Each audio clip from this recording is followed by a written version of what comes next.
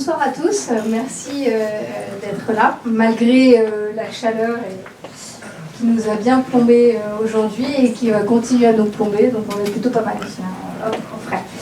Vous êtes venus ici parce qu'on va parler blockchain ce soir, donc notre intervenant ça va être Jean-Charles.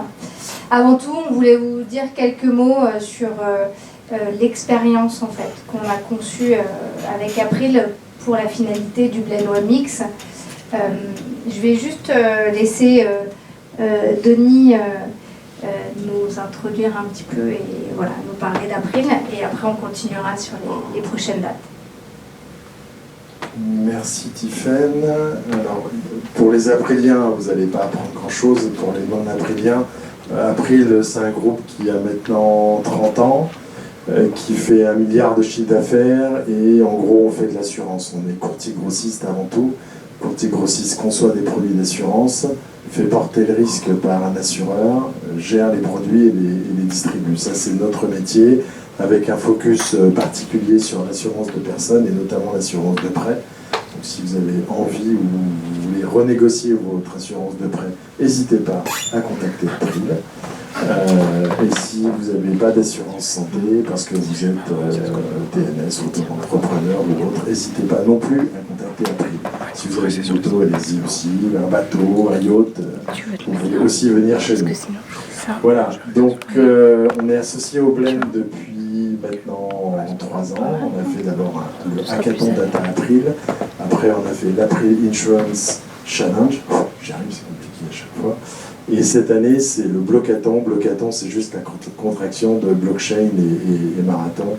Et la thématique, c'est il y a la blockchain d'un côté, l'assurance de l'autre, qu'est-ce qu'on peut en faire d'intelligent. Et comme la blockchain, c'est quand même une thématique qui est un petit peu nouvelle et pas forcément facile d'accès, on a mis en place en fait une aventure en 4 étapes. Et ici, c'est le premier bloc, donc le bloc numéro 1 de cette aventure, avec un intervenant prestigieux, éminent, professionnel de la blockchain que vous aurez la chance d'entendre ce soir. De toute façon, après la conférence, il va y avoir un petit moment, tu peux passer, un petit moment de networking en fait, pour justement répondre aussi à toutes vos questions. Moi, ce dont je voulais vous parler ce soir, c'est qu'effectivement, c'est la première date ici, pour un peu semer des petites graines dans les têtes de chacun et se dire est-ce que j'ai envie de me lancer dans cette aventure qui va vraiment véritablement commencer en début d'année. Donc aujourd'hui, cette conférence que Jean-Charles va animer, et puis le prochain, ça va être sous forme de workshop. Vous allez commencer à mettre ce qu'on appelle les mains dans le cambouis, et avec justement un collaborateur de Jean-Charles aussi, mais qui a un aspect un peu plus tech. Et donc vous allez un petit peu plus ici apprendre à coder, et puis un petit peu voir l'univers de la blockchain à travers aussi peut-être les plateformes que vous proposez chez iExec. Donc ce sera le 25 septembre, ici chez April à nouveau. Le bloc 3, il se passera le 22 octobre, la cuisine du web qui est juste derrière, là, au 59 rue de l'Abondance. Là encore une fois, on ira un peu plus dans la pratique au niveau de la blockchain, et vous allez découvrir comment est-ce qu'on l'utilise pour automatiser des processus par exemple. Et puis la finalité, tout au long de ce parcours, je vous enverrai des mails pour savoir si vous avez vraiment envie de vous inscrire. Il y a une 50aine de places de disponibles, et l'idée c'est vraiment de mélanger l'interne avec l'externe, avoir des vraies équipes pluridisciplinaires.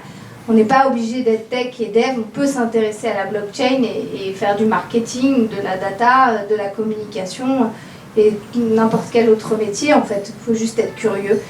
Cette aventure, c'est vraiment une immersion dans la blockchain, et c'est surtout une formation et un apprentissage gratuit à cette nouvelle technologie. Donc, à mon sens, et au sens de ce qu'on a créé, ça vaut vraiment le coup d'aller et de suivre cette formation qu'on vous propose. La finalité, évidemment, c'est le Blockathon au Blend, le 13 et 14 novembre. Et ces équipes, on va les former. Donc là, la veille, la soirée onboarding, on vous prépare des petits jeux sympas, icebreaker, etc. Pour trouver des sujets et puis monter les équipes. Et puis après, le blocathon au blend avec évidemment des jolis lots à la clé. Et puis surtout 2 jours de hackathon avec une super équipe. Voilà. Je laisse la parole à Jean-Charles, parce qu'en fait, c'est lui qui va vous intéresser ce soir plus que ça. Mais en tout cas, si vous avez des questions, vous venez nous voir à la sortie et puis on vous inscrit si vous voulez déjà bloquer votre place pour le blocathon. Merci beaucoup pour l'introduction. Merci April de me recevoir. Je m'appelle Jean-Charles Cabelguen. Je suis le directeur innovation et adoption de la société AExec. Et j'ai le plaisir, la chance, je suis extrêmement ravi de vous présenter une introduction à la blockchain. On va avoir à peu près 1h15 ensemble. N'hésitez pas à me poser des questions.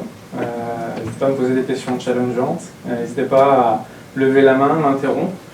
On n'est pas trop nombreux, la salle n'est pas trop grande, donc voilà, faut que ça soit vraiment interactif. Moi-même, je vais vous poser des questions. Et la première, le temps que le setup se finisse, la première, j'aurais voulu savoir depuis quand est-ce que vous avez entendu parler du mot blockchain.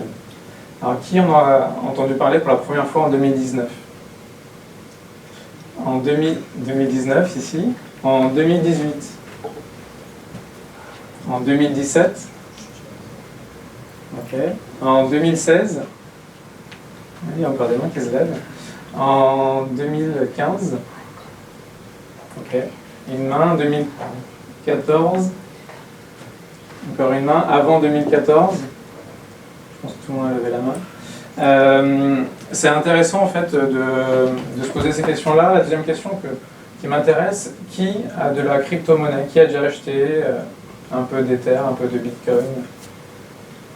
Les spécialistes de la blockchain ici en effet. Ça permet en effet de savoir à peu près où est-ce que je dois aller niveau information technique. L'idée ici, c'est un peu c'est de poser les bases. C'est un peu comme une voiture, on n'a pas besoin de comprendre exactement comment un moteur à injection fonctionne pour pouvoir conduire, on peut pouvoir présenter ce qu'est une voiture à quelqu'un qui n'en a jamais vu. L'idée, c'est ce soir, c'est exactement ça. On va vous parler de différentes thématiques. La première, ça va être une introduction à la blockchain. L'idée, c'est que vous compreniez, il y a 2 idées clés qui seront à retenir sur la présentation à la blockchain. J'insisterai sur celle-ci. Donc l'idée, c'est que vous puissiez, quand on vous dit la blockchain, c'est quoi, retenir ces 2 informations clés. Après, on va parler d'innovation. Quand on s'intéresse à la blockchain, comme c'est un secteur nouveau, c'est intéressant de s'intéresser à ce qu'est l'innovation et quel est l'état d'esprit associé à l'innovation. Et puis le troisième point, c'est le point qui vous intéresse beaucoup également, ce sont des use cases. Donc comment les thématiques blockchain sont intégrées sur des sujets concrets qui sont des business aujourd'hui qui fonctionnent. On va faire un peu de stretching sur cette partie-là. On va voir aussi ce qui pourrait être demain des actus technologiques, des actus de lifestyle au quotidien et voir comment la blockchain peut faire sens là-dessus. Donc la première partie, quand on parle de blockchain, on parle souvent de décentralisation. J'ai fait une recherche décentralisation de France, je voulais savoir où est-ce que ça allait m'amener. Et tout de suite, la décentralisation sur Google et la France, ça m'amène à la décentralisation de l'État français. Donc on peut penser que c'est une thématique assez ancienne. Et en fait, non. La date vraiment 82, décentralisation géographique et décentralisation fonctionnelle. Et c'est vraiment été entériné comme l'État français étant un État décentralisé. C'était en 2003, donc c'était il n'y a pas longtemps. Alors pour vous, c'est quoi l'avantage d'une décentralisation? Est-ce que vous avez une idée pourquoi, dans les années 80, ça a été un fer de lance politique de décentraliser les États? Est-ce qu'il y a 2-3 idées qui émergent comme ça? Oui. Une recherche d'autonomie au niveau local.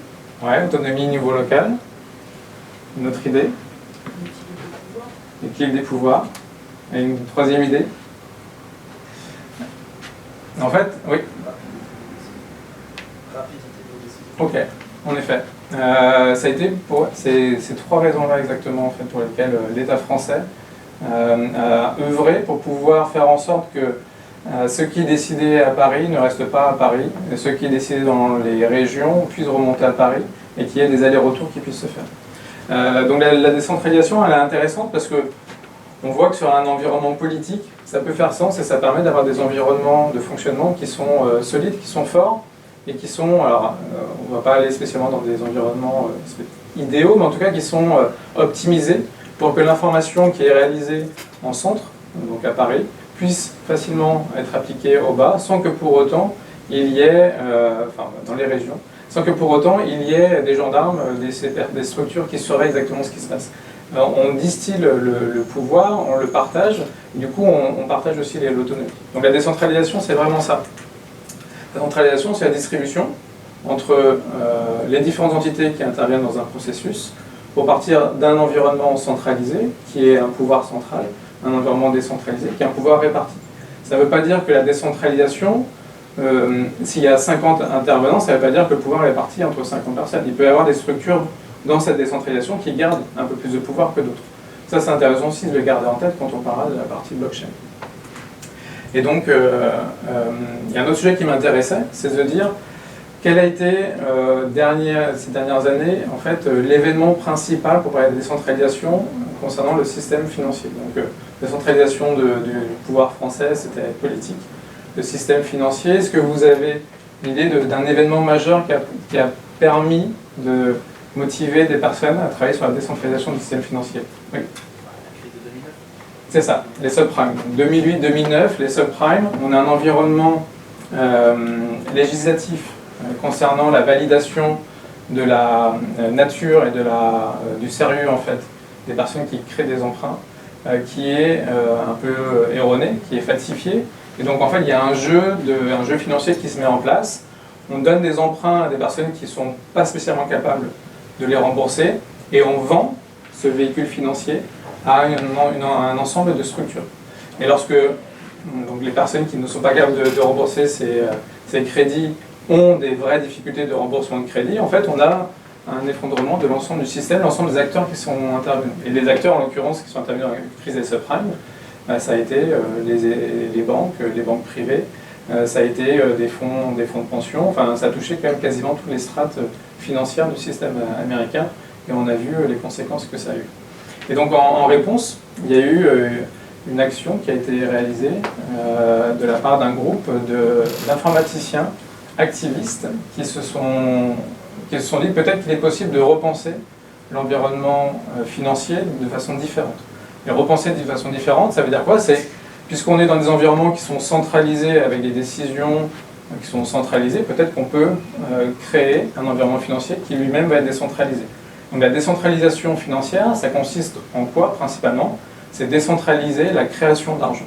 Aujourd'hui, les banques centrales créent l'argent, et là l'idée c'est de ne pas mettre ce pouvoir au sein d'une seule structure. Et donc Satoshi Nakamoto, en 2008-2009, a publié un papier qui explique comment un algorithme mathématique pourrait, selon un jeu qu'on va découvrir un peu plus tard, pourrait décentraliser la création d'un système financier.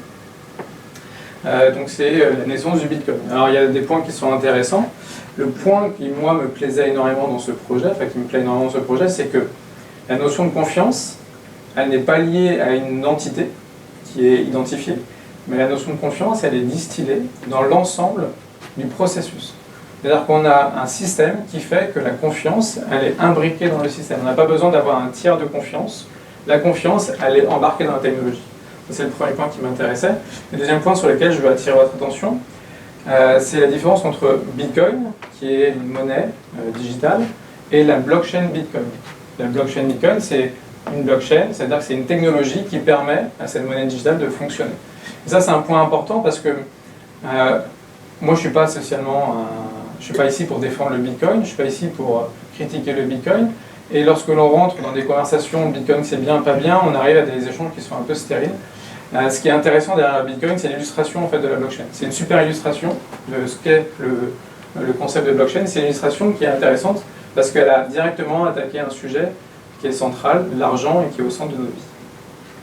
Alors comment est-ce que ça fonctionne? Alors, les deux idées que je veux que vous reteniez, là, ça fonctionne parce qu'il y a une structure informatique qui est réalisée pour que ça soit sécurisé. On rentrera un peu plus dans les détails après. Et ça fonctionne aussi parce qu'on motive les participants à bien se comporter lorsqu'ils utilisent cette structure informatique. Donc c'est un mélange de computing science. On a une structure informatique qui est sécurisée. Et c'est un mélange aussi de théorie des jeux. On motive les gens à bien se comporter lorsqu'ils utilisent la technologie blockchain. Et ça, ce sont deux paramètres extrêmement importants. Donc on va aller un peu plus loin dans l'illustration.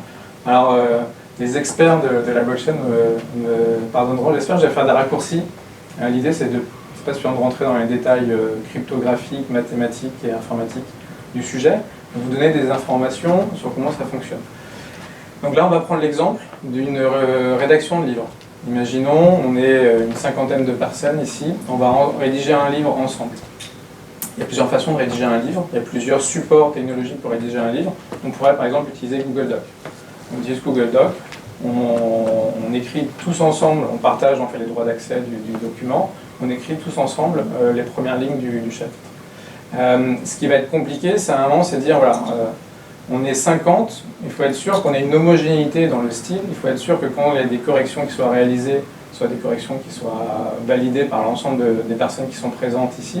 On va être sûr aussi qu'à aucun moment Google puisse lire notre document. On va être sûr que si les serveurs Google tombent, on ne perd pas non plus le document. Enfin, il y a beaucoup de paramètres qui ne sont pas si évidents que ça. Alors là, dans l'exemple du livre, ce n'est pas très grave. Dans l'exemple d'un fonctionnement financier, c'est extrêmement important.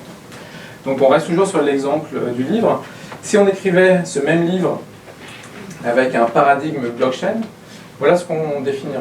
Le premier paragraphe, moi par exemple j'essaie d'écrire le premier paragraphe. Tiffen écrit le deuxième paragraphe. Et ce qui se passe, c'est que lorsque j'écris le premier paragraphe, on a une copie, la première copie du livre qui est réalisée. Lorsque Tiffen écrit le deuxième paragraphe, on ne va pas ajouter le deuxième paragraphe sur la première copie du livre, on va créer une deuxième copie du livre. Et ainsi de suite. À chaque fois qu'une personne fait une modification, on ne rajoute pas seulement le paragraphe, on crée une nouvelle copie.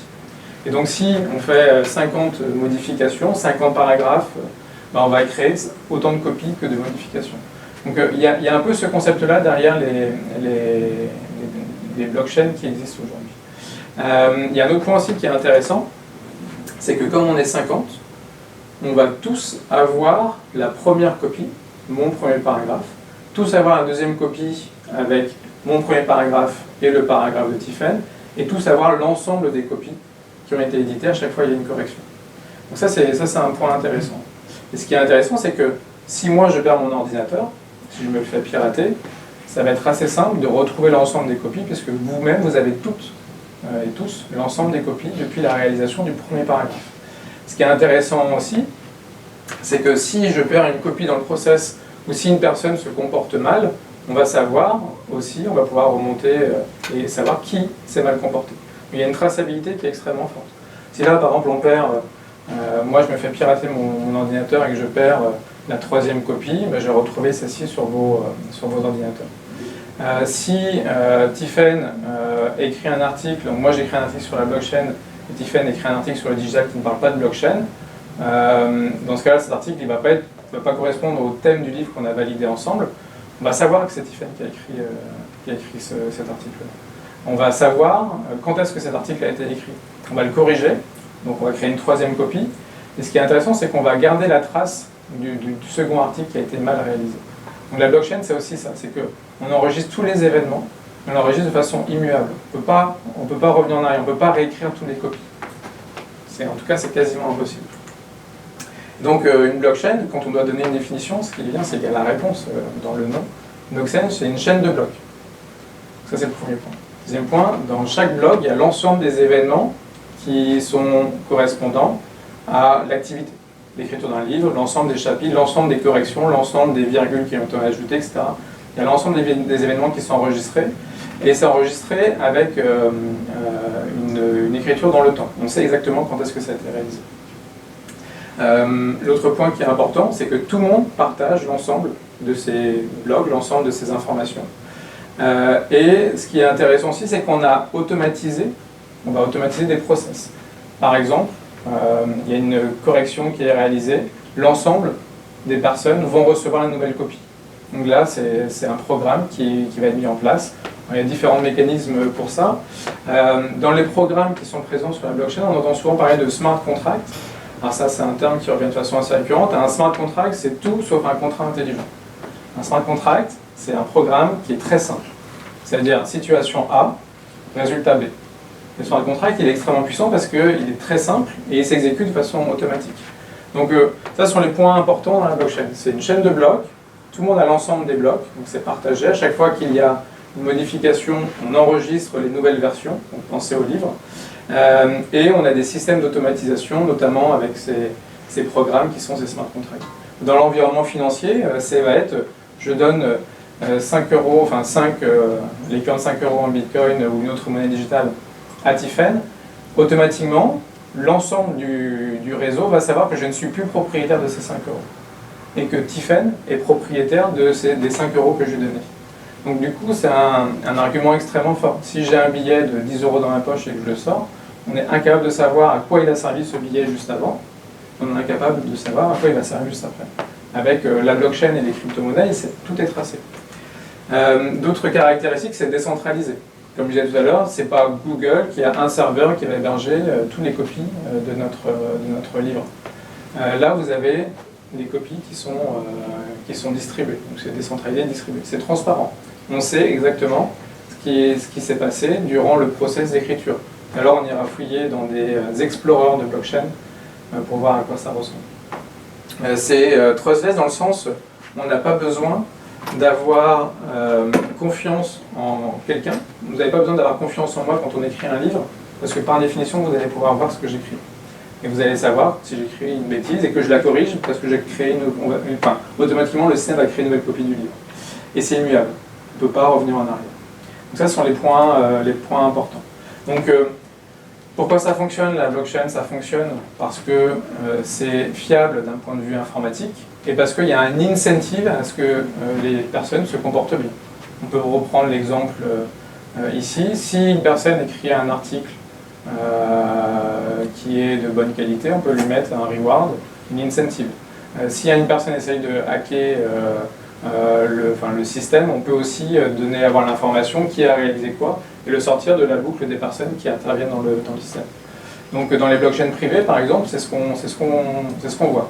On mesure comment les participants interviennent, comment ils se comportent sur les blockchains, et on peut leur taper sur les doigts s'il y a besoin, ou les récompenser lorsqu'il y a besoin. La question, si vous devez implémenter un blockchain dans votre projet. En fait, la principale réponse à cette question, c'est est-ce que vous avez besoin d'une structure tierce pour valider de la confiance dans le process. En gros, je suis une même entreprise et je donne de l'information à une société que je ne connais pas, je ne lui fais pas confiance. Oui, ça peut faire sens d'avoir un projet blockchain pour tracer comment les échanges d'informations sont réalisés. Je suis April et je donne une information à mon collègue qui est dans la même pièce que moi, je n'ai pas spécialement besoin d'avoir une plateforme blockchain pour pouvoir le faire. Donc, est-ce que vous avez besoin d'un tiers de confiance? Ça, c'est la première question. Et la suite, est-ce que ce tiers de confiance, vous voulez que ce soit une structure, une entité, un avocat, une banque, un expert, ou est-ce que vous voulez que ce tiers de confiance soit intégré automatiquement dans le process? Donc si ce tiers de confiance doit être automatiquement intégré dans la plateforme, à ce moment-là, ça peut faire sens d'avoir une blockchain. On vous donnerai plusieurs exemples par la suite. Donc là, je vais donner vraiment les bases de la blockchain. Si vous deviez me donner les deux éléments clés pour dire pourquoi est-ce que la blockchain fonctionne, ça serait quoi? Qui a bien écouté? La théorie des jeux, la motivation bien se comporter. C'est ça. Et la structuralité. Donc théorie des jeux, motivation à bien se comporter, et puis la structure en effet qui est sécurisée. C'est intéressant aussi de garder en tête la notion d'immutabilité. Quand on est dans des environnements informatiques où on sait que tout est immuable, tout est écrit, tout ce qui est écrit, tout ce qui est enregistré ne peut pas être modifié, ça motive aussi des comportements positifs. Donc ça c'est vraiment un balayage rapide de ce qu'est la blockchain. C'est une chaîne de blocs, on enregistre des événements dans cette chaîne de blocs. Et ces événements sont immuables. Et on fait en sorte que les gens soient motivés à bien se comporter quand ils participent. Si ils se comportent mal, il y a des conséquences. Par exemple, à Exec, on motive les gens pour donner leur puissance de calcul, pour réaliser des algorithmes. Avant qu'un ordinateur dise « je suis capable d'exécuter un programme », il met de l'argent sur la table. On appelle ça du staking. Il met de l'argent sur la table, il exécute le programme. S'il exécute bien le programme, à la fin, il est payé pour l'exécution qu'il a réalisée et il récupère l'argent qu'il a reçu, qu'il avait posé sur la table. S'il se comporte mal et qu'il n'est pas capable de bien réaliser l'exécution du programme, non seulement il n'est pas payé, mais en plus il perd l'argent qu'il avait mis sur la table. Vous voyez, ce sont des incentives que l'on peut faire automatiquement avec la blockchain et qu'on peut contrôler. Et ça devient de se faire intéressant de motiver les gens d'emblée à bien se comporter. Mais pour intégrer des mécanismes de blockchain, c'est aussi important de se faire un peu de brain stretching et de voir comment est-ce qu'on peut revisiter ce qu'on considère comme étant des normalités technologiques ou des normalités de business. Donc je voudrais faire une petite parenthèse d'innovation. Alors pour moi, l'innovation, c'est un mélange de trois paramètres.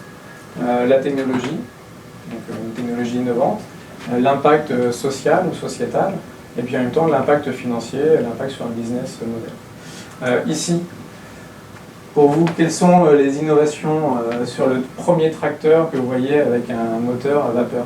L'innovation, elle est technologique, elle est sociale ou elle est concernant le business model? Ça peut être un mélange. Tracteur, est-ce que c'est technologique? Est-ce que... oui? Les trois. Alors c'est un peu des trois. La technologie existait avant.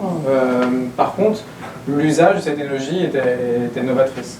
Et social parce que ça a eu, c'est le début de l'industrialisation, ça a eu un impact extrêmement fort sur des process qui étaient à la fois avant plutôt manuels. Et le second impact, c'est... Donc si on devait mettre un curseur, oui, il y a un peu de technologie. Mais là, ils n'ont pas inventé une nouvelle technologie pour le faire. Par contre, ce que ça a eu comme impact, c'est l'impact social et l'impact économique. On a pu industrialiser des process qui avant étaient plutôt manuels. La voiture Ford, donc ça c'est une Ford T, une des premières voitures industrialisées. Est-ce qu'il y a eu un gros impact technologique? Est-ce qu'il y a une grosse avancée technologique? Donc là je vois non. Comment? C'est social et business model. Ouais, alors social et business model. Alors là où il y a eu un impact technologique qui était intéressant, c'est sur le process de fabrication. Le fameux Fordisme, donc ces phénomènes d'industrialisation, de process de fabrication avec ces machines qui étaient présents avant, mais en effet, l'outil, la nature, le moteur thermique existait, c'est pas Ford qui a inventé le moteur thermique. Et ça a eu un impact social phénoménal, qu'on connaît tous. À ce moment-là, il y avait beaucoup de grèves de palefreniers, parce qu'il y avait un écosystème de l'industrie du transport à cheval qui était extrêmement fort, extrêmement présent, et donc ils jouaient des coudes pour éviter que les voitures étaient présentes. Il y avait beaucoup d'arguments pour les soutenir, parce qu'une voiture était beaucoup moins rapide qu'un cheval, c'était à peu près 4, 5, 6 km/h. C'était beaucoup plus polluant, c'était beaucoup moins fiable, c'était beaucoup plus cher. Donc la technologie, l'innovation à ce moment-là de la voiture, il n'y avait pas beaucoup d'intérêt d'utiliser. Alors qu'aujourd'hui, c'est une commodité. Donc ça, c'est la première partie. On fait un gros gap, on arrive sur l'environnement digital. Instagram, pour vous, c'est technologique, social, modèle économique? Social. Ça sert à quoi? Une bonne question. Je sais pas ce que c'est. Instagram? C'est un réseau social de partage d'informations, d'univers, mais là qui est visuel. En fait, la grosse révolution Instagram, c'est par rapport à Twitter, par rapport à Facebook, il y a un focus sur le visuel. Donc il y a l'avancée technologique qui n'était pas si forte que ça. Ils n'ont rien inventé de particulier. Les filtres, donc, ce qui les a rendus très célèbres au début, c'est qu'ils ont facilité l'utilisation de filtres.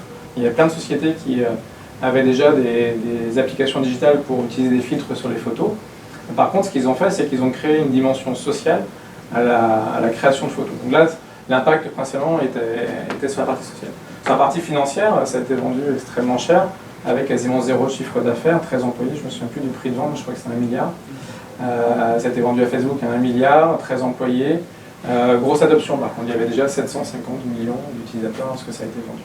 Donc l'économie, elle n'était pas financière directe, le chiffre d'affaires était à mon avis très faible, c'était un peu de publicité mais quasiment pas. Par contre, c'est 150 millions d'utilisateurs. Donc un potentiel économique très fort. Aujourd'hui, c'est, j'ai pas le chiffre précis, mais je crois que c'est 30% du chiffre d'affaires de Facebook. Uber. Business model. Social. Donc ils n'ont pas inventé la voiture, ils n'ont pas inventé l'application, ils n'ont pas inventé l'application de géolocalisation. Donc en effet, c'est vraiment business model et puis social. Social parce que on repense le métier, un métier qui est un métier extrêmement ancien. Pour le coup, il existait avant la voiture. Enfin, il y avait des calèches avant les taxis. Et donc on repense un métier qu'on croit extrêmement cloisonné, en donnant la possibilité à quasiment tout le monde de réaliser ce métier. Ici, c'est la navette, c'est une des navettes SpaceX, technologique, sociale ou financière. Technologique, c'est un retour, la récupération de... Ouais. Donc là, il y a un impact technologique qui est extrêmement intéressant parce que en fait, la navette elle est capable d'atterrir.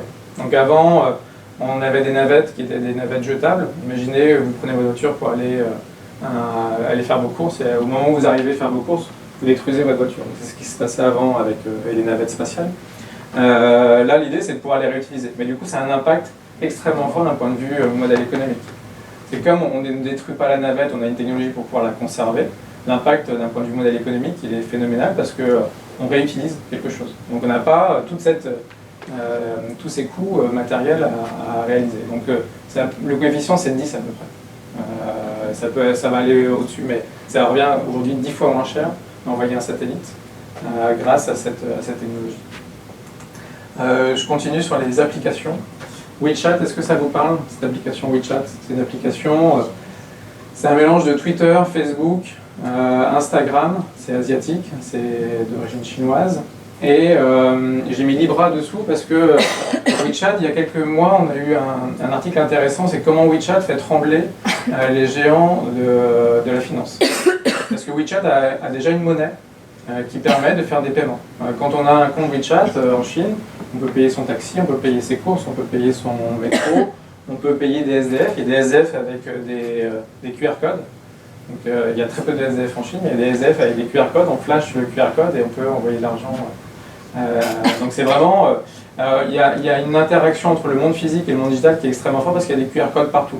Vous arrivez dans un restaurant, déjà avant d'aller au restaurant, vous échangez avec vos amis sur WeChat pour vous synchroniser sur le lieu.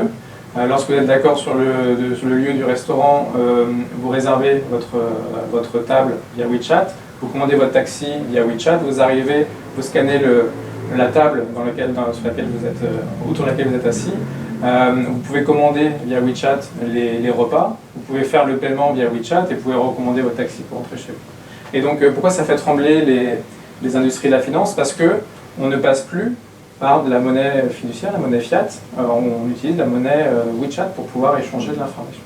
Donc après, quand on veut convertir cette monnaie en euros, enfin en yuan, bien sûr il y a besoin de la banque, mais pour s'échanger de la valeur, on peut le faire sans passer par une banque. Donc il n'y a plus ces frais bancaires, donc c'est extrêmement intéressant. Et Libra, est-ce que vous avez entendu parler du projet Libra? Petit projet soutenu par Facebook. Alors c'est un projet qui est extrêmement intéressant. C'est pas un petit projet, c'est un immense projet. C'est extrêmement intéressant parce que Facebook veut créer une monnaie qui serait un peu la monnaie Internet. L'EQ a été la monnaie de transactions et de troc il y a quelques siècles. L'euro aujourd'hui la monnaie européenne. Imaginez une monnaie qui soit sans frontières. Donc une monnaie digitale, 100% digitale, qui est quand même soutenue, enfin indexée sur des monnaies type fiat. Et l'idée, c'est de créer vraiment un système qui permette facilement de donner accès à une sorte de banque et surtout à des capacités de paiement entre des individus. La cible, c'est Afrique et Asie du Sud avec un projet de bancarisation d'à peu près 2 milliards de personnes. C'est vraiment un gros projet et c'est backupé par une technologie blockchain pour pouvoir justement avoir cette solidité, transparence et efficacité dans le process. Il y a une question là. D'écrire Bitcoin. Alors la seule différence, c'est quoi pour vous la différence entre Libra et Bitcoin? Il y en a un qui est backé sur le dollar, donc qui part sur le principe qu'on part par dollar, paquet d'autres diamants. Du coup, la nécessité sera $1 et qui aura sa valeur backée par quelque chose qui potentiellement n'en a pas pour certains. Quand le BTC a sa valeur par rapport à sa blockchain. Alors, en effet, il y a plein de différences, tu as raison. Alors la grosse différence, c'est qu'il n'y a pas un monsieur Zuckerberg du Bitcoin. Donc en fait, il n'y a pas une structure, on ne sait pas qui a créé Bitcoin. C'est pas une entreprise, c'est pas un individu, c'est sûrement un groupe d'individus, mais on ne le sait pas. Et personne ne possède la banque Bitcoin, si je peux me permettre. Alors que Libra, ça sera propriété de Facebook. Alors, en l'occurrence, ils ont créé une filiale en Suisse, il y a une fondation qui a été créée en Suisse. Et pour l'instant, il y a plusieurs membres qui ont participé au début de la création de la plateforme, dont Mastercard, Visa, etc. Donc c'est un projet intéressant, c'est assez proche en effet. Alors je disais, de temps en temps je parle de Bitcoin, monnaie digitale. C'est pas le cas aujourd'hui parce que Bitcoin c'est compliqué l'utilisation. C'est entre passer de l'euro à un premier Bitcoin, c'est pas évident. Il y a un travail d'onboarding qui est un peu austère. Libra, l'idée c'est que ça soit extrêmement simple. C'est quand même la décentralisation qui fait la sécurité et qui rapporte Tout à fait. la confiance dans le réseau, donc ça va être compliqué. Il y a toujours un ratio entre on décentralise et du coup on a une structure qui est saine parce qu'elle est décentralisée, mais par contre elle peut être un peu plus austère en termes d'utilisation. Et puis l'approche qui est une structure qui est un peu plus simple d'utilisation, mais on perd en décentralisation, on perd en autonomie, on perd en coût. Donc où est-ce que les individus se situeront? Les branchons que ce soit plutôt de ce côté-là, jusqu'à ce qu'il y ait un équivalent de Bitcoin ou des structures. Il y a plein de projets qui sont autour de Bitcoin qui sont extrêmement intéressants, qui permettent d'avoir des portefeuilles type Bitcoin pour échanger de la valeur financière de façon extrêmement rapide. Donc voilà. Donc, oui, tu voulais rajouter quelque chose? Mais je pense que la comparaison avec le chat est la bonne, parce que l'équivalent Libra, si on s'adresse un peu, l'objectif c'est d'avoir un WeChat occidental. Je pense que le plus gros, les sociétés qui ont les applications qui ont le plus d'inquiétude à avoir par Libra ou WeChat, plutôt que de crypto, c'est plus des Lydia ou autres. Ah oui, alors clairement, les projets en Lydia, c'est un projet de paiement. Il y a Pumpkin aussi, sont des projets de paiement de personne à personne. J'ai pris un taxi, tu es avec moi dans le taxi, on se partage la note de frais, c'est moi qui ai payé, du coup tu m'envoies la moitié directement. Donc en effet, ces projets-là risquent de souffrir. Oui, alors il y a beaucoup de structures qui vont revoir en effet leur modèle économique associé à ce projet. Ouais. Est-ce qu'il n'y a pas aussi une réponse moi j'ai travaillé en banque sur le projet PEIC, qui est la solution française en paiement de personne à personne.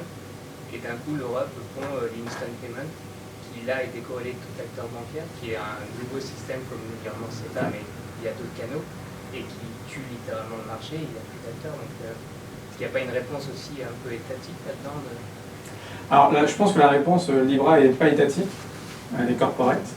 Et donc c'est ce qui fait peur d'ailleurs à beaucoup d'États. C'est qu'on a peur d'avoir un État sans frontières. On a un monde digital, on a une monnaie digitale, et on a des personnes, il y a des personnes partout dans le monde qui l'utilisent. Donc ça c'est plutôt, je pense pas que c'est une réponse étatique. D'ailleurs, il y a beaucoup de critiques de l'ensemble des États par rapport au projet. Donc, bon, je sais que c'est un projet qui fait couler de l'encre, l'idée c'est pas d'en parler trop, mais en tout cas c'est intéressant de dire, il y avait quand même une remarque. En fait, non, c'est pas une remarque, c'est une question par rapport à WeChat, parce que je savais que les gens pouvaient payer avec, qui liaient leur carte bancaire. Ouais. Du coup, j'avais pas du tout eu vendre ce token. C'est pas un token. C'est un asset digital, mais qui n'est pas backupé par une blockchain. C'est vraiment un asset interne qui est géré comme on pourrait gérer de toute façon. Alors juste pour vous donner une idée, est-ce que vous savez combien de pourcentage de monnaie est digitale? Par exemple l'US dollar. Parce qu'en fait souvent on dit la différence entre les crypto-monnaies et puis les monnaies physiques, c'est aussi parce que ce sont des monnaies digitales, alors que l'euro ou le dollar ce ne sont pas des monnaies digitales. 97%, ça varie selon les années, 96-97% du dollar est digital. Donc on est déjà quasiment sur des monnaies digitales. Donc en fait, on revient sur les assets digitaux Mais par contre, c'est pas backupé par une blockchain et donc c'est pas transparent. Alors WeChat est quand même très suivi par le gouvernement, donc ils sont extrêmement sérieux vis-à-vis de ça. Mais en effet, il y a vraiment yuan renminbi en fait. non, alors c'est affiché.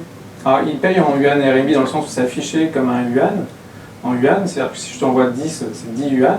Par contre, c'est pas associé à un circuit financier qui passe par des banques. Donc voilà, l'idée c'était de juste vous parler des paradigmes et innovations qui sont ce triptyque qui est technologie, impact social, sociétal et puis modèle économique. Est-ce que vous savez ce que c'est? L'eau. L-O, deux lettres. C'est pas moi qui ai eu la flemme de mettre LOL. L'eau, c'est le premier email qui a été envoyé. 1969, UCLA. À ce moment-là, le concept d'Internet n'existait pas. On était au balbutiement d'ARPANET, qui est la version initiale militarisée d'Internet. Et comme Internet n'existe pas, il y a deux mecs qui s'échangent, deux scientifiques qui s'échangent ce qui va être un email. Et donc ils sont au téléphone, ils se parlent entre eux et ils disent voilà, je t'ai envoyé quelque chose. Donc je crois que 60 km ou 100 km plus loin, la personne reçoit sur son écran une première lettre. Il dit c'est la lettre L. Oui, en effet, je t'ai envoyé la lettre L. Deuxième étape, je t'envoie une autre lettre. Qu'est-ce que tu reçois? Je reçois la lettre O. Troisième étape, je t'envoie une autre lettre. Qu'est-ce que tu reçois? Et ça a planté à ce moment-là. Le premier email qui a été envoyé, qui était sur l'ancêtre d'Internet, a planté à la deuxième lettre. C'était en 69. C'est il y a quelques années. Donc en 69, c'était beaucoup plus simple, beaucoup plus sécurisé d'envoyer une lettre postale. C'était plus rapide parce qu'on était incapable d'envoyer plus que 2 lettres. Donc pourquoi je me parle de ça? C'est parce que ça permet de prendre du recul aussi sur ce que l'on considère aujourd'hui comme une normalité et ce qui va être demain une normalité. Ce que l'on vit aujourd'hui, notre vie quotidienne, je ne parle pas de science-fiction, je parle vraiment de notre quotidien, les smartphones, la télévision, Netflix, les réseaux sociaux, prendre l'avion de façon facile, etc. Si on vient un siècle en arrière, c'est la science-fiction. Ce qu'on vit aujourd'hui, c'est la science-fiction il y a un siècle. Si on part plusieurs siècles en arrière, genre le Moyen-Âge, c'est pas de la science-fiction, c'est de la magie. Donc ce qu'on va avoir demain, comme étant des nouvelles normalités, sont considérés aujourd'hui comme de la science-fiction. Et ce qu'on va avoir après-demain comme étant des nouvelles normalités, sont considérés aujourd'hui comme de la magie. Donc c'est important de se donner de la liberté intellectuelle, parce que l'innovation, c'est surtout un sujet d'état d'esprit.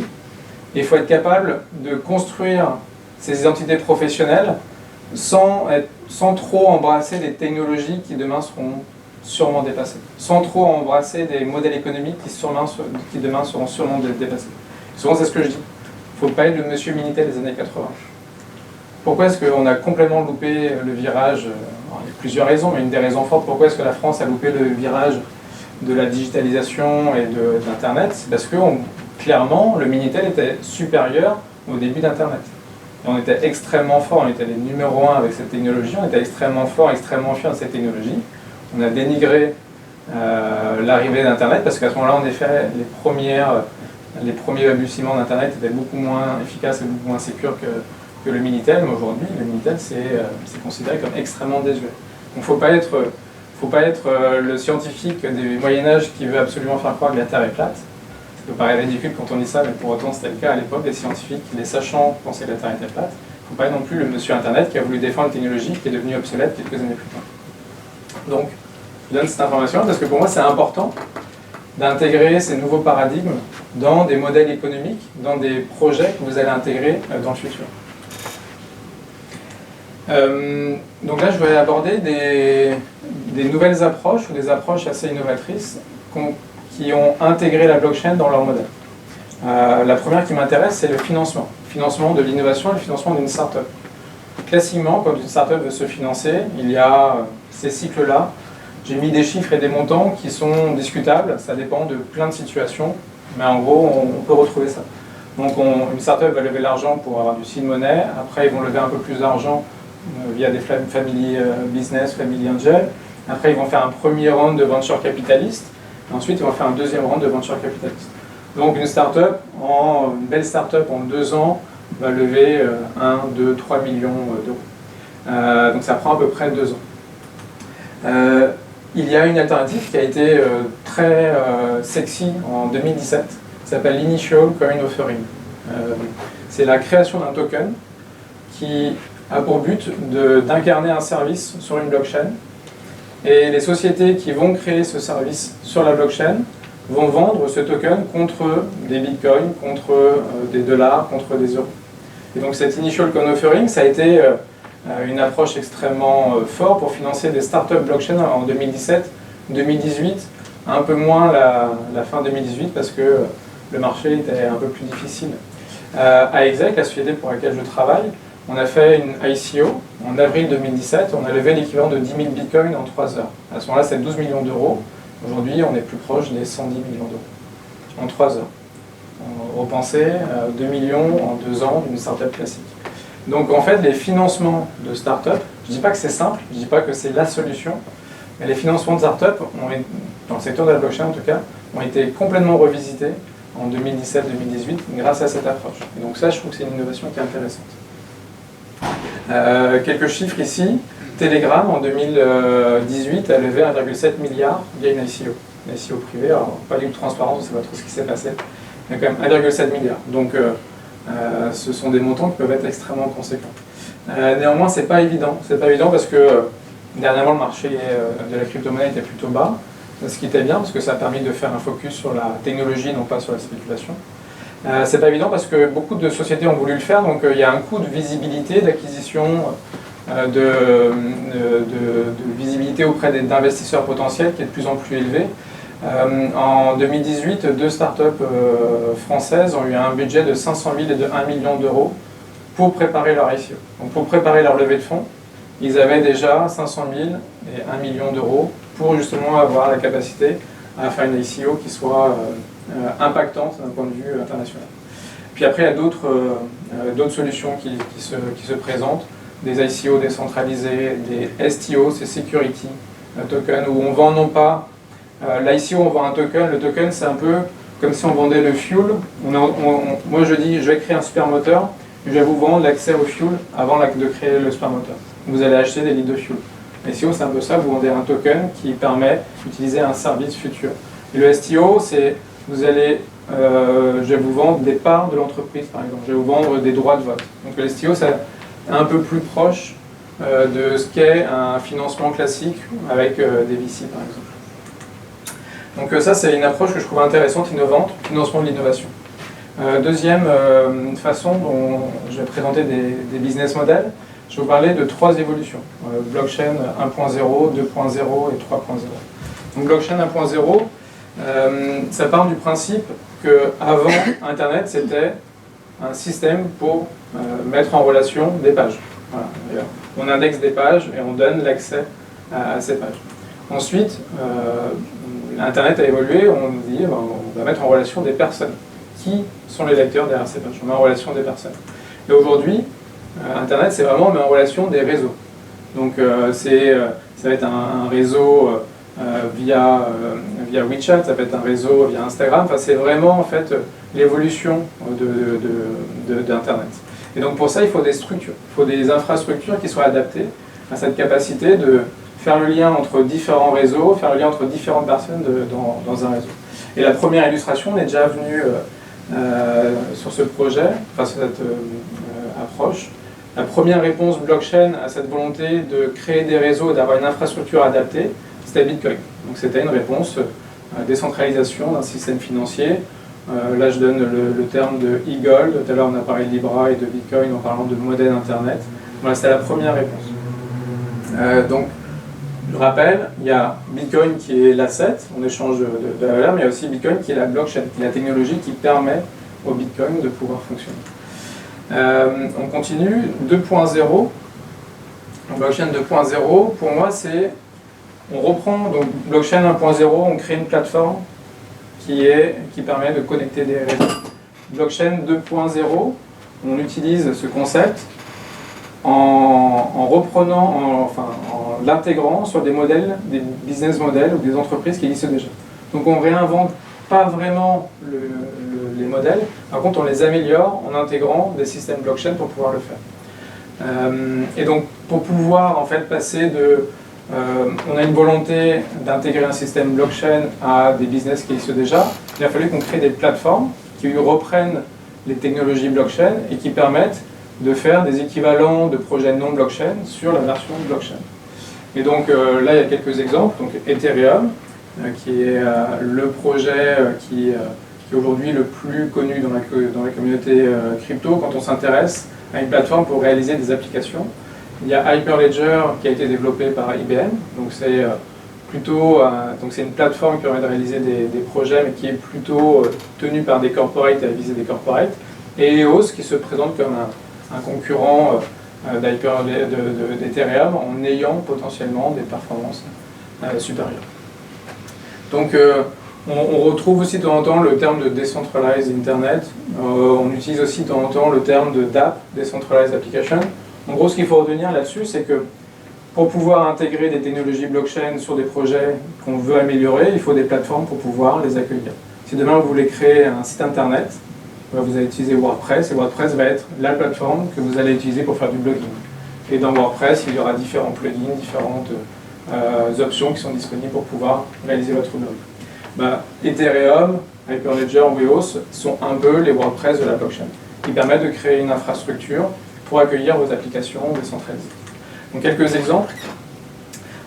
Été 2017, j'ai travaillé sur un premier POC avec Merckx, qui est un logisticien danois qui s'intéresse, qui accompagne ses clients partout dans le monde, notamment beaucoup de logistique de compte d'air. Ici, il y a quelques chiffres. Alors, ces chiffres sont assez impressionnants.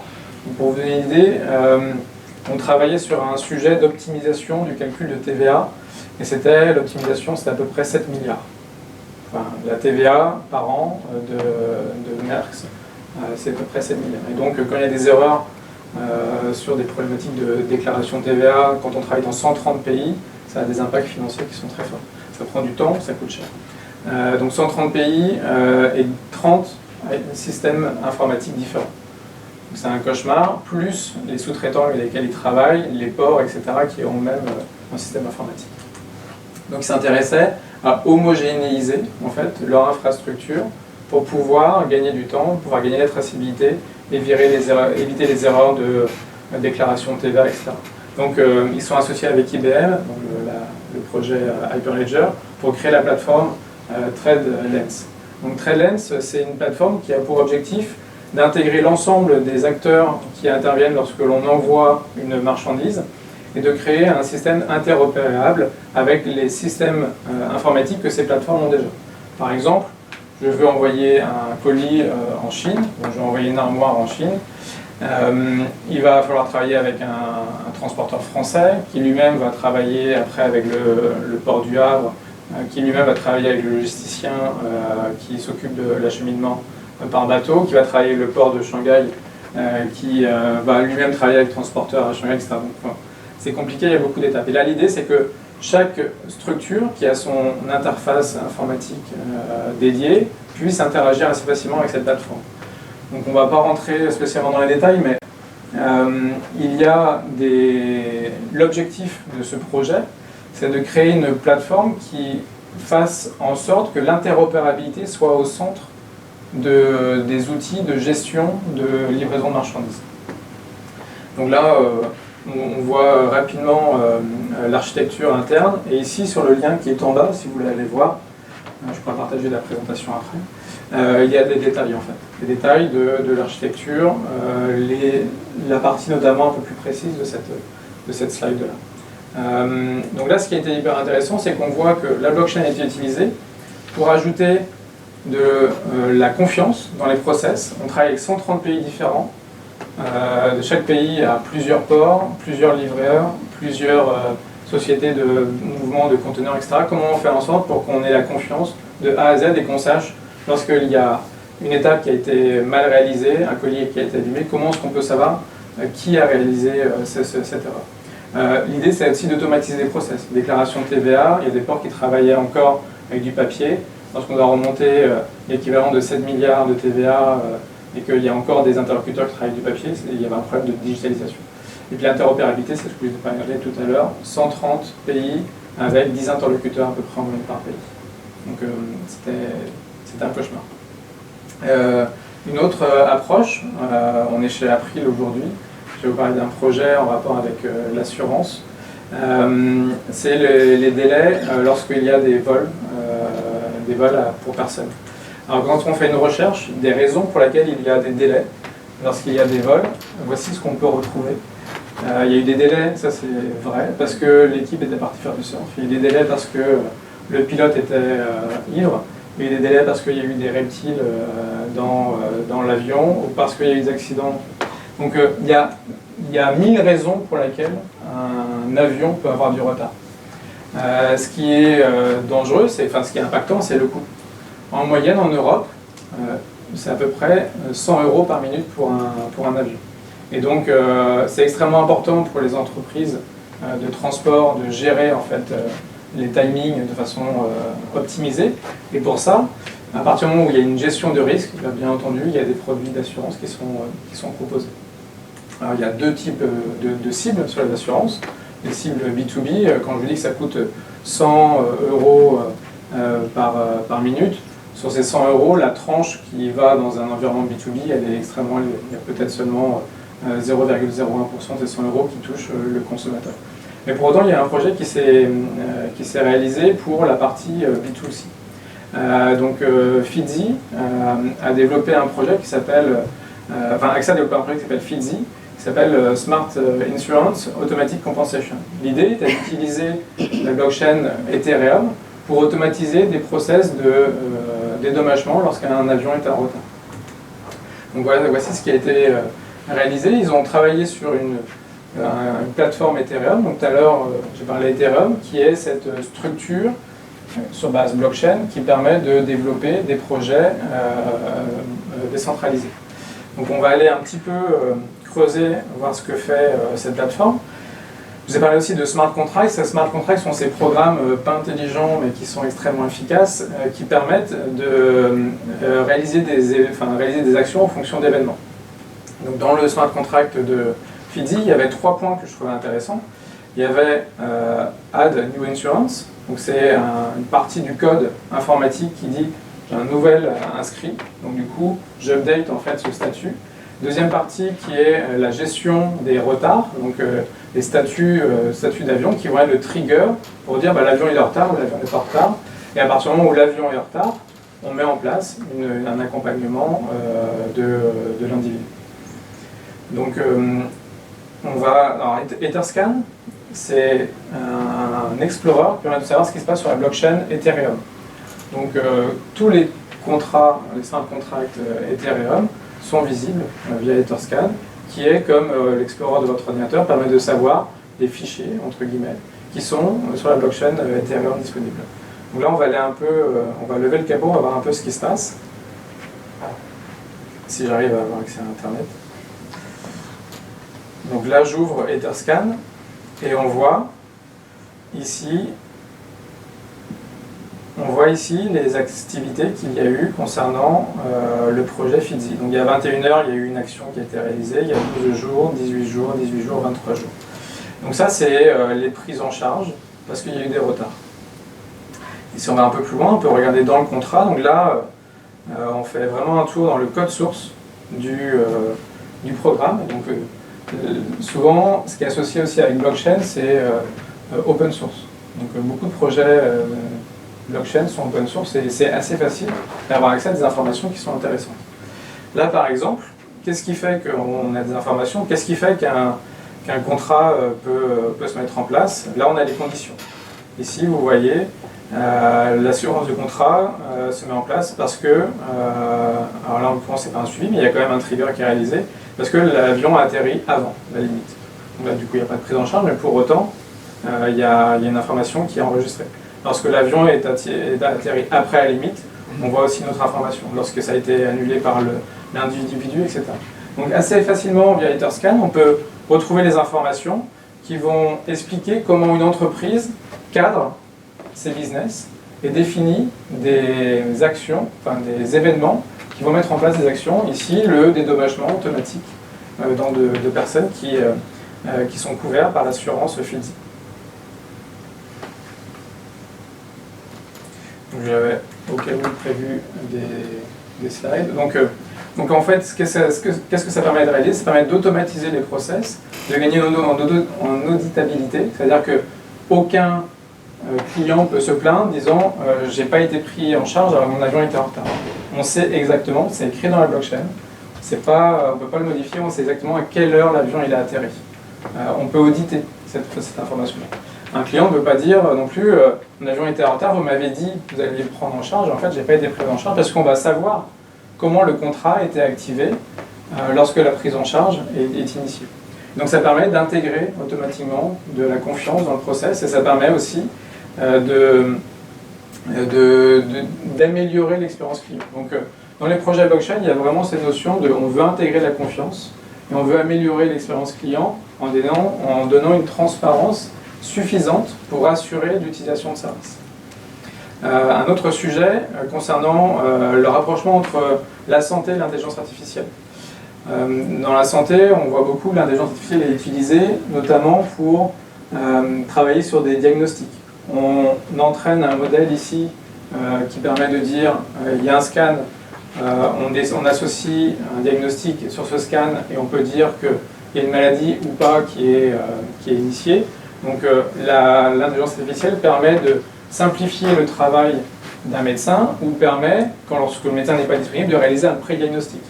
Ce que l'on fait aussi en utilisant l'intelligence artificielle, c'est qu'on peut simplifier le processus d'acquisition. Au lieu d'avoir des machines extrêmement performantes qui ont besoin de résolution extrêmement élevée, on a des intelligences artificielles qui sont entraînées à reconnaître des maladies avec des datas qui sont un peu bruitées, qui sont pas parfaites. Et donc, on voit que c'est un sujet qui est assez central en France. Il y a un nouveau projet qui vient de se lancer, qui est financé à hauteur de 120 millions sur 4 ans. Par contre, on remarque que l'intelligence artificielle a une problématique, ça coûte cher. Ça coûte cher d'entraîner un modèle.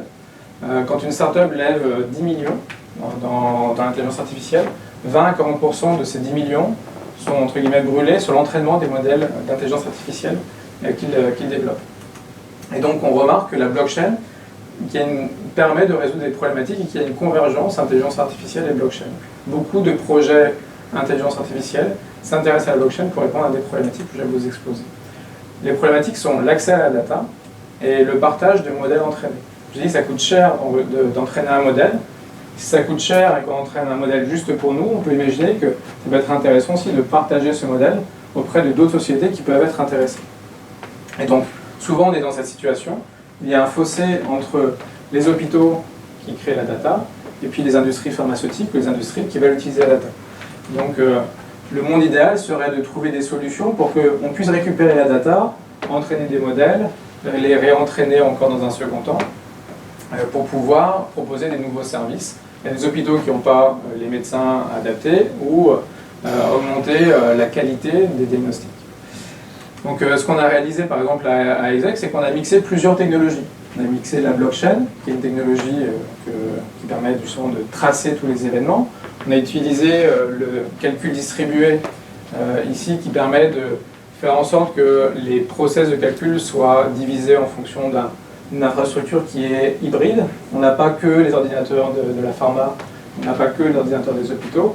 Et puis au milieu, ce sont des mécanismes qui permettent de faire le lien entre le monde de la blockchain et le monde hors blockchain, qui permet aussi de vérifier que tout est encrypté du début à la fin.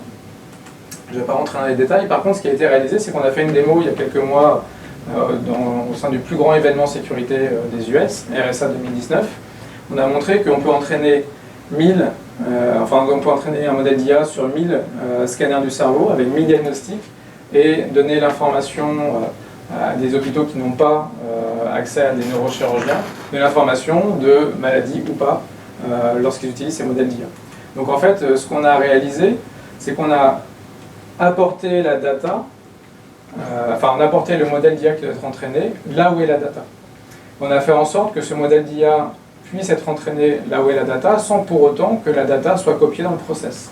Ça, c'est extrêmement important lorsqu'on manipule les données qui sont sensibles. Et si on peut donner accès à la data sans qu'elle soit copiée, en gros on loue la data pour entraîner un modèle d'intelligence artificielle, ce qu'on peut faire également, c'est qu'on peut louer un modèle d'intelligence artificielle lorsque celui-ci a déjà été entraîné. Ça, c'est un paradigme qui est extrêmement fort. Donc en gros, on a entraîné un modèle d'intelligence artificielle sur de la data, de façon décentralisée, automatisée, sécurisée. Tout est encrypté, à aucun moment la data ne quitte les hôpitaux, à aucun moment l'industrie pharmaceutique ne peut copier la data. Ce qu'elle récupère, l'industrie pharmaceutique, c'est la data c'est le modèle d'intelligence artificielle qui a été entraîné. Et après, on peut mettre à disposition ce modèle d'intelligence artificielle auprès de nouveaux hôpitaux, par exemple. Troisième partie, on va finir sur cette partie-là. La troisième partie, pour moi la partie blockchain 3.0, c'est pas on reprend ce qui existe et on ajoute de la blockchain pour pouvoir créer des nouveaux business, c'est qu'on va créer des nouveaux usages, on va apporter des nouvelles réponses sur des business qui seront présents demain. Et ça, pour ça, je voudrais m'intéresser à deux sujets, l'économie du partage et en même temps le sujet des smart cities. Alors, la différence entre une smart city et une smart city, c'est que pour moi, une smart city n'est pas smart. C'est pas parce qu'on a plein de capteurs intelligents que pour autant on va être capable de créer une intelligence collective dans l'utilisation de ces capteurs. Et donc on va voir comment on peut créer une collaboration entre des capteurs qui normalement ne se parlent pas. Un capteur qui ne se parle pas, c'est le frein de la voiture. Est-ce qu'on est sûr que le frein de ma voiture, qui est par exemple une voiture autonome, va parler avec le capteur de mouvement d'un lampadaire? Si un enfant passe sous le lampadaire et qui va s'approcher de la route, ça peut être intéressant que le capteur de mouvement du lampadaire donne l'information au frein de la voiture qui arrive. C'est ce que moi j'appelle une smart city. C'est une collaboration entre des capteurs qui normalement ne sont pas faits pour communiquer entre eux. Il y a quelques jours, j'ai reçu une newsletter de Peter Diamandis qui dit que dans 10 ans, il y a peu de chances qu'on soit propriétaire de sa voiture. Donc il y a pas mal d'arguments qui expliquent pourquoi est-ce qu'on aura des voitures autonomes électriques et pourquoi il y aura peu d'intérêt de posséder sa propre voiture, mais qu'on aura accès, comme on a accès au Vélib, on aura accès de façon automatisée à des services de déplacement. Il y a des arguments financiers qui sont très intéressants, notamment sur les coûts. Donc on se rapproche d'un concept qui est le transport as a service. On commence à voir ça au niveau des vélos, on commence à voir ça au niveau des trottinettes, on est encore au balbutiement, et demain est dans une démarche où il n'y a plus besoin d'être propriétaire, et par contre tout ce qu'on veut c'est être usager, ça fait sens. Par contre quand on est usager, il faut aussi tracer l'usage, il faut aussi tracer l'ensemble des services associés à l'utilisation d'un véhicule. Et donc, ça sera, je pense que c'est pas du tout, c'est un peu science-fiction, mais c'est pas du tout la science-fiction lointaine, de dire que demain, il y aura un ensemble de véhicules autonomes qui se déplaceront pour pouvoir se déplacer nous-mêmes, pour pouvoir déplacer de la marchandise, les livraisons de pizza, il y a plein d'exemples aujourd'hui qui sont proposés. Pareil pour la logistique lourde, ici, UPS a commandé 100 trucks qui ne sont pas encore construits à Tesla, qui sont des gros camions autonomes pour faire la livraison aux États-Unis. Et nous, à Lyon, on a quand même cette magnifique navette qui, à Confluence, rend service à des personnes qui veulent se déplacer d'un point A à un point B sans pour autant trop marcher, notamment quand il fait chaud comme aujourd'hui. Là, sur les balbutiements, on rentre dans la navette. Bon, la navette, c'est pas qui nous sommes, on est assis. On se déplace d'un point A à un point B, c'est cool. Après, moi, ce que j'aimerais, c'est que la navette me dise bonjour Jean-Charles. C'est que si j'y vais souvent, la navette anticipe mon déplacement lorsque je me rapproche de Confluence. La navette sait que je bois du café péruvien et que du coup, elle me prépare un café péruvien et non pas un café kényan. Enfin voilà, le vrai service, il peut être là. Et donc, ce qu'on a aujourd'hui dans les smart cities, c'est qu'on a un environnement qui est hétérogène. Donc, il va y avoir 100 capteurs, 100 000 capteurs, peut-être 1 million de capteurs, faits par 100 entreprises différentes, qui sont elles-mêmes, enfin ces capteurs sont eux-mêmes propriétés de 100 entreprises. Donc on a un environnement qui est hétérogène. Il n'y a pas un standard de capteur en hardware ou en software qui va être répandu sur toutes les infrastructures de Smart City. Enfin, pensez aux problématiques de branchement de téléphone portable il y a quelques années. Il y avait autant de prises de téléphone portable pour les charger que de marques. On va avoir la même chose au niveau des capteurs de Smart City. On va avoir un réseau qui est dynamique. Le réseau dynamique, ça veut dire quoi? Ça veut dire que, imaginons, le réseau fonctionne très bien, il y a 100 000 capteurs, et puis en fait, d'un coup, il y a une surcharge électrique, il y a 10% des capteurs qui sont hors service. Et donc, comment est-ce qu'on va faire en sorte comment intégrer de nouveaux capteurs dans ce réseau qui va être fluctuant? On va intégrer aussi des nouveaux services. Comment on va faire en sorte que les nouveaux services, qui n'étaient pas pensés au début, pourront communiquer avec les services précédents? Et moi, ce qui m'intéresse, c'est vraiment ces notions d'intelligence collective. Est-ce que le edge computing, ça vous parle? Le cloud computing, le cloud, ça vous parle? Ouais, donc le cloud, donc avant on avait l'informatique, toutes les entreprises avaient des ordinateurs chez eux. Après on s'est dit bon, on va sous-traiter cette partie-là parce que c'est compliqué, c'est coûteux, c'est pas flexible, donc on va sous-traiter, et donc aujourd'hui on a des infrastructures type cloud. Donc là on a des data centers qui centralisent en fait les réseaux informatiques des entreprises, et demain ce qu'on va avoir c'est un peu... on va aller encore un peu plus loin sur la décentralisation, c'est qu'au lieu d'avoir l'intelligence dans les data centers, on va avoir l'intelligence sur le terrain. Les data centers, quand je suis sur Google Maps et que je vais avoir une information de localisation, Google Maps va chercher dans un data center et va me renvoyer l'information. On peut imaginer que demain, dans un environnement de edge computing, edge sont les frontières, ou les bords, que l'information soit cherchée proche de là où je suis.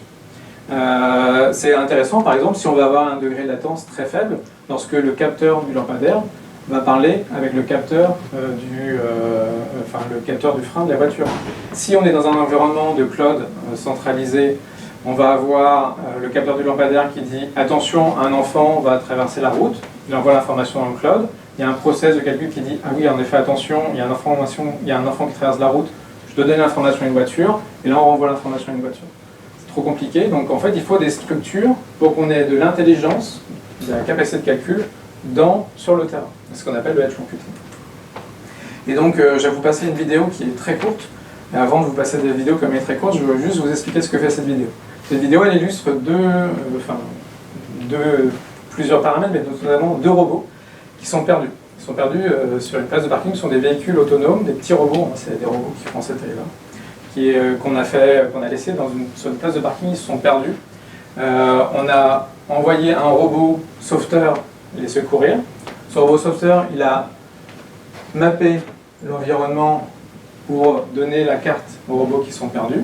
Et ces robots qui étaient perdus ont utilisé cette map pour rentrer à la base. Et là, on a utilisé la 5G, c'est-à-dire que les robots communiquent entre eux en 5G.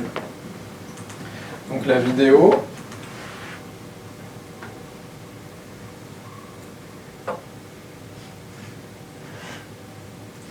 La vidéo, elle est ici.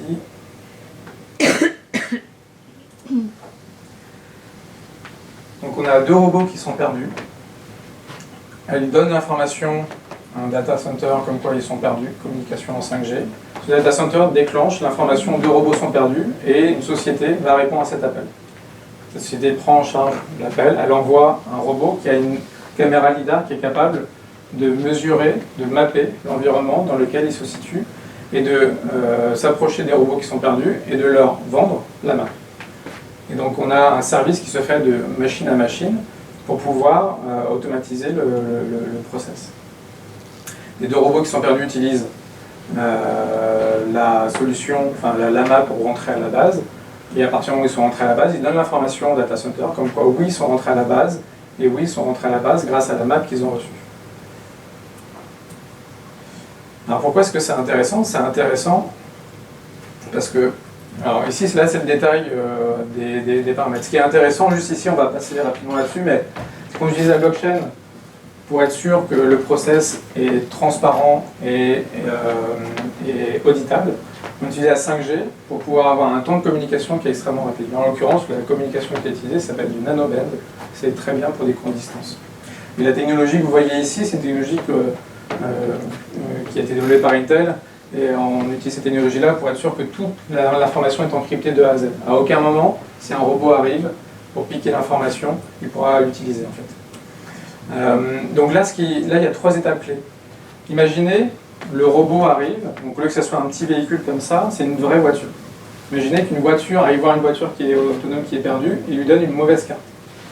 La voiture mal intentionnée qui donne la carte transforme une route, transforme un parc pour enfants, et donne une carte en disant en fait c'est pas un parc pour enfants, c'est une route. Donc c'est extrêmement important d'avoir cette première étape d'authentification. Et du coup, ce qui est intéressant, c'est que la blockchain a dans le process qu'on a développé, on a sur la blockchain une whitelist, une liste de devices qui peuvent se connecter entre eux pour pouvoir échanger de l'information. Donc le réseau dynamique fait que demain, une entreprise se joint au réseau de communication d'une ville, est identifiée pour être mis dans la whitelist, et cette entreprise peut après donner des services pour que des robots puissent échanger de l'information entre eux. Deuxième point, c'est qu'on doit mesurer les services. On doit avoir une preuve de contribution. On doit prouver que la carte qui a été utilisée, elle a été utile. Et parce qu'il y a le troisième point, derrière ces robots, il y a des entreprises. La carte a été utile, elle a été utilisée pour rentrer à la base. Donc quand les robots qui étaient perdus sont rentrés à la base, ils vont mettre en place un trigger qui va faire que l'entreprise qui a rendu service va être payée automatiquement par l'entreprise qui avait les robots qui ont été sous le secours. Et donc, on a ici un paradigme qui est cool. On a la blockchain qui est utilisée dans un environnement 5G. On a une sécurité totale de A à Z parce que tout est encrypté. La carte qui est envoyée est encryptée. Les informations entre eux sont encryptées. Donc, à aucun moment, un robot tierce mal intentionné peut intervenir. Et donc, ça permet de créer en fait un environnement où des devices qui à la base ne sont pas programmés, ne partagent pas le même hardware ni le même software, des devices qui ne sont pas programmés pour collaborer ensemble, sont motivés, sont incentivés à collaborer ensemble. Parce qu'on a un process, on a un programme qui dit si vous pouvez gagner de l'argent, faites-le. Et comment est-ce qu'ils peuvent gagner de l'argent? En échangeant par exemple des cartes. Donc voilà, c'est un pas vers la partie transport as a service. Et donc pour conclure, parce que j'ai déjà pas mal parlé, l'économie décentralisée, enfin les technologies décentralisées, c'est une solution. C'est pas la solution et c'est pas la solution à tout. C'est une solution qui est hyper intéressante, notamment quand on est dans un environnement d'économie du partage. Quand on est dans un environnement où des acteurs doivent collaborer ensemble sans pour autant avoir confiance à 100% entre eux. Sans pour autant dire, bah, en fait, c'est simple, je donne tout accès. Non, en fait, l'économie décentralisée, les technologies décentralisées permettent de tracer en fait, des outils, de créer des outils de collaboration entre des personnes qui veulent échanger l'information ensemble, qui veulent collaborer ensemble, sans pour autant se connaître. L'autre point, c'est que ça fait sens quand c'est associé à d'autres technologies. On a vu par exemple les robots, ils ont utilisé la carte pour calculer le chemin qu'ils doivent réaliser entre là où ils sont et la base. Donc il peut y avoir de l'intelligence artificielle, il peut y avoir de la big data, de l'IoT, etc. Donc la blockchain n'est pas une réponse dans le stack technologique, c'est un ensemble de réponses. Et puis l'objectif, c'est bien entendu de créer des modèles économiques qui sont nouveaux. Ça peut être améliorer ce qui est aujourd'hui, les décentraliser, permettre de nouveaux paradigmes. Une société qui a enregistré, qui a développé un modèle d'intelligence artificielle va donner accès à ce modèle à des sociétés qu'elle ne connaît pas. Donc elle va pouvoir monétiser quelque chose qu'elle ne pouvait pas faire avant parce qu'avant elle avait peur de se faire voler les modèles. En même temps, ça permet de créer des nouveaux paradigmes, comme par exemple l'intelligence collective entre des devices qui ne se connaissent pas. Merci pour votre attention. Je peux vous conseiller quelques lectures ici. C'est la newsletter Outlier qui est vraiment très très intéressante. On a aussi le Medium à Exec qui présente notre actualité. Et puis si vous voulez me joindre, n'hésitez pas à me contacter ici. Merci.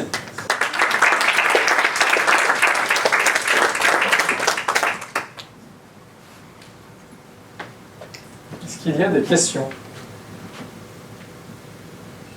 Est-ce qu'il y a des solutions qui sont envisagées pour réduire la facture énergétique de la blockchain?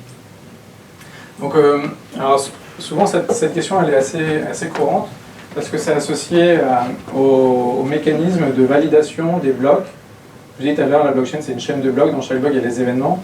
Le mécanisme de validation des blocs de la blockchain Bitcoin qui est assez gourmand en ressources. Donc alors, il y a différentes approches. La première approche c'est de dire les technologies blockchain aujourd'hui sont mises en place pour pouvoir améliorer ce système-là. Là, c'est la preuve de travail qui est utilisée aujourd'hui pour valider la création de nouveaux blocs, de nouvelles technologies qui se présentent comme la preuve de staking, la preuve de je mets l'argent sur la table avant d'exécuter quelque chose. Il y a aussi d'autres approches technologiques qui sont on a une chaîne principale qui enregistre tous les événements et en parallèle de cette chaîne principale, on a des sidechains, des chaînes parallèles qui enregistrent des événements intermédiaires. Et donc, on peut imaginer dire qu'on pousse les informations sur la blockchain principale que lorsqu'on a 1000 événements sur la blockchain secondaire. Et donc, tous les 1000 événements, on pousse l'information. Donc, au lieu d'avoir 1000 coûts énergétiques sur la blockchain principale, on a 1 divisé par 1000 en coûts énergétiques sur la blockchain principale. Et la blockchain parallèle peut utiliser des processus de validation de blocs qui sont moins coûteux en ressources énergétiques. Il y a cette approche-là qui est de dire il y a plein, et quand je dis plein, ce sont des dizaines de projets blockchain qui adressent ces problématiques de coût énergétique, de scalabilité, etc. Et la deuxième approche, qui pour moi aussi tient aussi la route, c'est de dire que on évolue vers des technologies qui vont créer des abondances énergétiques. Et bien entendu, c'est important d'optimiser les dépenses énergétiques. Il ne faut pas non plus sous-estimer les nouvelles technologies qui vont pouvoir proposer des alternatives de création d'électricité. Le nucléaire est en train d'être disrupté via la fusion nucléaire, non pas la fission, mais la fusion nucléaire. On pense que seulement fin de cette année, on va avoir des premiers réacteurs, peut-être l'année prochaine, des premiers réacteurs qui coûteront, qui seront positifs en rendement énergétique avec cette technologie. Donc ça ne veut pas dire que pour autant on en verra demain, mais l'intérêt par exemple, c'est de dire que sûrement dans le futur, peut-être dans 10 ans ou dans 15 ans, chaque ville aura son propre réacteur nucléaire, qui est un réacteur nucléaire extrêmement sain. On ne peut pas avoir de Tchernobyl bis parce que ce sont des modes de fonctionnement qui sont beaucoup plus complexes, en même temps beaucoup plus simples que ce qui est sur l'eau. Donc il y a plein de technologies qui se mettent en place, donc des réponses techniques demain pour la blockchain, et en face il y a des solutions d'abondance énergétique qui aussi se développent. J'ai envie d'ajouter que dans le cas des blockchains, par exemple, notamment les crypto-monnaies, la première blockchain qu'on a vue c'est Bitcoin, il y a un effort énergétique qui est fait pour protéger la valeur, parce que c'est très important finalement, et donc c'est pour ça qu'on fait un effort énergétique. Après, les acteurs, ils ont conscience de ça. Donc du coup, les mineurs, ils vont s'installer vers des endroits où il y a de l'énergie qui est surproduite. Donc par exemple, en Chine, dans des barrages hydroélectriques, l'énergie n'est pas acheminée jusqu'au village. Ou en Islande, où la nuit, pendant toute la nuit, on produit de l'énergie grâce à des énergies renouvelables, en plus, parce qu'en Islande, c'est pas du nucléaire. Et la nuit, elle est gaspillée l'énergie produite. Et donc du coup, là, on branche des mineurs la nuit. Donc il y a quand même une réflexion autour de tout ça, sans prendre en compte que Bitcoin ou les crypto-monnaies peuvent être une transition quand même. Parce que finalement, combien coûte, quel est l'impact énergétique de la création monétaire classique fiduciaire et de sa sauvegarde, de sa protection. Donc voilà, c'est tous les éléments de réponse effectivement qui complètent. Oui, tu as tout à fait raison. Le réseau Visa est extrêmement gourmand également, pareil pour Mastercard. Donc il n'y a pas une réponse absolue, mais c'est important aussi de dire que ça doit être compliqué quand même de casser une blockchain. Enfin, aujourd'hui, il n'y a pas un individu, il n'y a pas un État qui a de l'argent pour casser la blockchain Bitcoin, par exemple. Depuis la création, et aujourd'hui, je sais pas, on est peut-être à 170 milliards d'assets sur Bitcoin, il n'y a pas eu une attaque qui a fonctionné. Donc, on a 17 milliards d'assets, De valeur de... Ouais. C'est ça. Une question. Ouais, justement, pour rebondir là-dessus, et sur le fait, sur le sujet de la blockchain, est-ce que l'un des soucis principaux d'une blockchain privée ne revient pas justement dans le fait qu'elle est plus facilement craquable à quiconque un acteur externe voudrait la casser, à l'inverse de Bitcoin, où en effet, il faudrait mettre en place une puissance de minage absolument monstre, ou alors une nouvelle techno. Donc en effet, il n'y a pas un choix absolu. Il y a des grands fans de la décentralisation à 100% des blockchains publiques, des personnes qui pensent que les blockchains privées, donc des blockchains qui sont réalisées au sein d'une même entreprise ou entre des entreprises qui se connaissent, sont intéressantes parce que c'est un peu comme intranet versus Internet. Il y a quelques années, les entreprises étaient très frileuses pour intégrer des solutions Internet. Il ne fallait même pas parler de cloud. Donc elles ont commencé à développer des solutions intranet. Et les blockchains privées, les blockchains du consortium, seront un peu l'intranet de la blockchain. Ça permet d'éduquer, ça permet de sensibiliser, de tester, avant de passer sur les blockchains publiques. Et en effet, ça aussi c'est inconvénient. C'est un peu plus fragile, personne n'a cassé Internet. Mais par contre, hacker un site, c'est possible.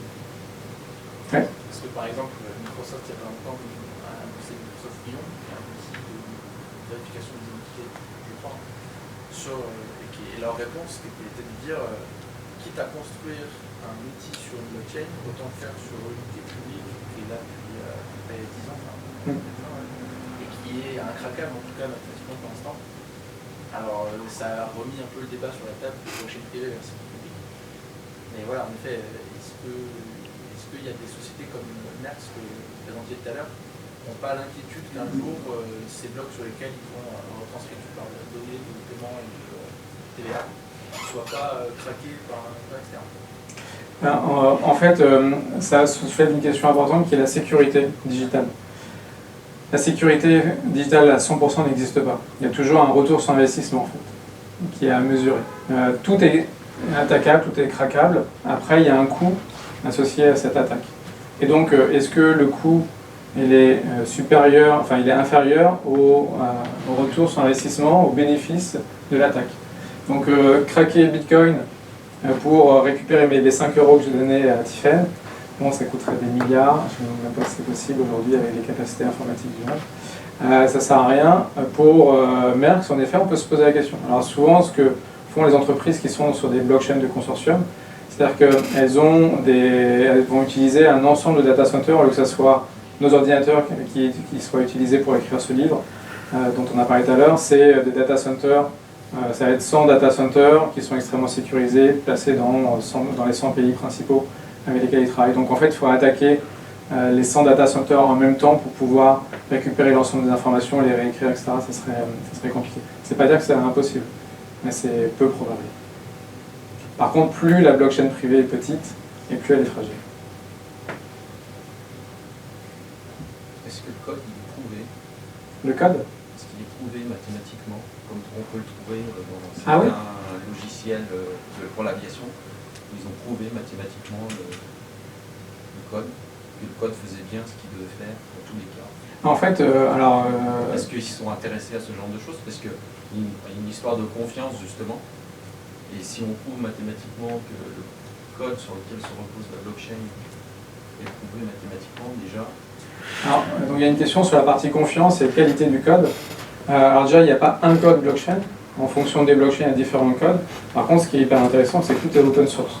Donc avant de déployer un projet, on peut regarder les sources en fait, du code de la blockchain ou des smart contracts. On doit auditer aussi les smart contracts. Nous, à chaque update majeur, on fait un audit de smart contract de sécurité. Donc si on prend la blockchain Bitcoin par exemple, en 2009, on a eu un white paper qui a expliqué dans chaque détail en fait, comment la blockchain Bitcoin allait fonctionner, comment le concept de la monnaie Bitcoin allait fonctionner. Et la première implémentation a fait que c'est extrêmement transparent. On peut savoir, on peut regarder le code de la blockchain, on peut regarder les algorithmes, on peut regarder les algorithmes de création de nouveaux blocs, les algorithmes de validation, de compétition entre les différents acteurs qui interviennent pour valider la création des blocs, etc.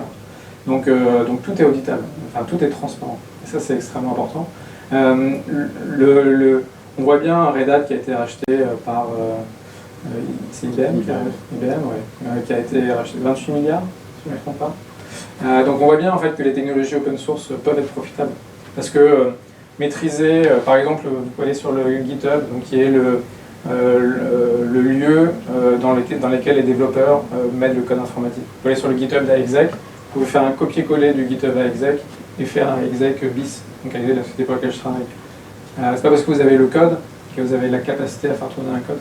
Pour autant, une personne qui est expert peut analyser le code, vérifier comment est-ce que ça fonctionne. Et en effet, avant de déployer une plateforme ou un business model sur un code, c'est important d'avoir des experts qui puissent le lire. Ce qui n'était pas le cas avant. Avant, ce qui est encore le cas dans beaucoup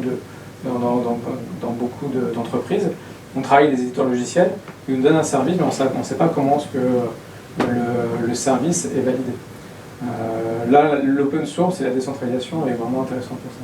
Oui, parce que des fois, on ne veut pas. Par exemple, tout à l'heure, on parlait des triggers. Dans certaines entreprises, on ne peut pas vouloir savoir quel est le trigger qui va déclencher. Tout à fait. Là, par exemple, on voit dans le smart contract c'est extrêmement transparent. Donc ça donne un positionnement qui est intéressant. On peut imaginer dans certains cas qu'on ne veuille pas en fait, donner cette information. C'est pour ça que les blockchains privées, les blockchains de consortium peuvent aussi avoir leur intérêt. D'autres questions ? Un petit apéro rafraîchissement, parce qu'on est un peu chaud en fait quand même, qui vous attend dans l'Atrium. Je voudrais juste vous rappeler que là c'était le bloc 1 et que après on va rentrer un peu plus dans le détail de la blockchain, essayer de l'apprivoiser à partir du 25 septembre. Vous avez tous laissé votre mail et je vous enverrai un petit mail pour que vous ayez les informations si vous voulez vous inscrire à ce workshop. Il y aura un nombre de places un peu plus limité. Voilà. Merci en tout cas à vous tous et puis on se retrouve dans l'Atrium pour échanger. Merci. Merci beaucoup. Merci.